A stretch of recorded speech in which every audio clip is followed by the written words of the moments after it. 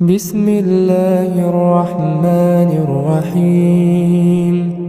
ألف لام ميم. الله لا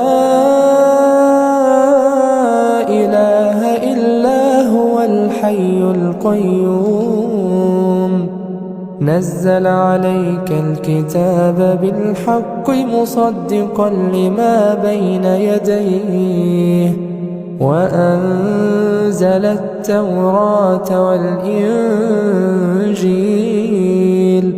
من قبل هدى للناس وأنزل الفرقان إن الذين كفروا بآيات الله لهم عذاب شديد والله عزيز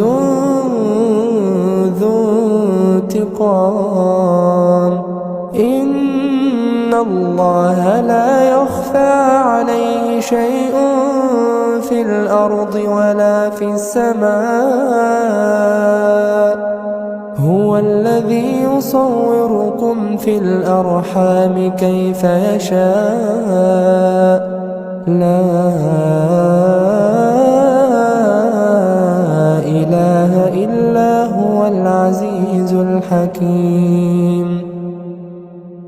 هو الذي أنزل عليك الكتاب منه آيات محكمات هن أم الكتاب وأخر متشابهات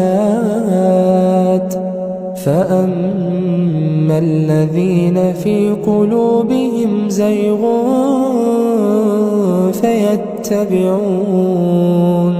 فيتبعون ما تشابه منه ابتغاء الفتنة وابتغاء تأويله وما يعلم تأويله إلا الله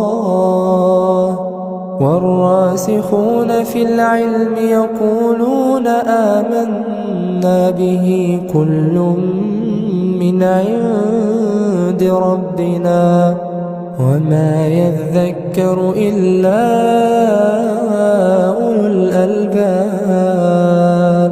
ربنا لا تزغ قلوبنا بعد إذ هديتنا وهب لنا من لدنك رحمة إنك أنت الوهاب.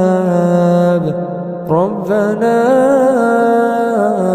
إنك جامع الناس ليوم لا ريب فيه إن الله لا يخلف الميعاد.